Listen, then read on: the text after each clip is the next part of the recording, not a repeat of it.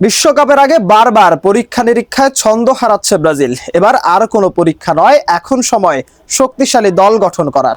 আর সেখানে নেইমারকে নিয়ে শক্তিশালী একাদশ গঠন করতে পারে ব্রাজিল। কেমন হতে পারে সেই একাদশ, তা নিয়ে বিস্তারিত থাকছে প্রতিবেদনে। বিশ্বকাপ জয়ের লক্ষ্য নিয়ে ব্রাজিলে এসেছেন কার্লো আনচেলত্তি, কিন্তু সর্বোচ্চ বেতনেও এখনও প্রত্যাশিত ফল পাচ্ছে না সেলেসাওরা। বারবার পরীক্ষা নিরীক্ষার কারণে জয় যেন নিয়মিত অধরাই থেকে যাচ্ছে। বিশেষ করে একাদশ নির্বাচন ও ফরমেশন নিয়ে উঠছে প্রশ্ন। গোলরক্ষক হিসেবে প্রথম পছন্দ হবেন এলিসন বেকার। এডারসনের সাম্প্রতিক পারফরমেন্স আরও একবার এলিসনের কথা মনে করিয়ে দিয়েছে।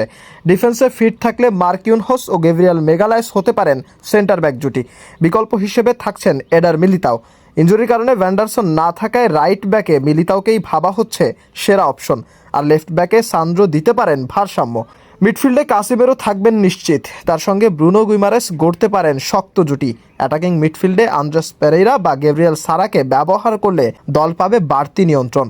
আক্রমণের লেফট উইংয়ে ভিনিসিয়াস থাকবেন নিশ্চিত, যিনি এই পজিশনে সবসময়ই ভয়ঙ্কর। রাইট উইংয়ে রাফিনিয়ার সাথে থাকবেন এস্তেভাও। আর ফলস নাইন পজিশনে দেখা যেতে পারে নেইমারকে, যেখানে তার অভিজ্ঞতা ও ফিনিশিং ব্রাজিলকে দিতে পারে নতুন সমাধান।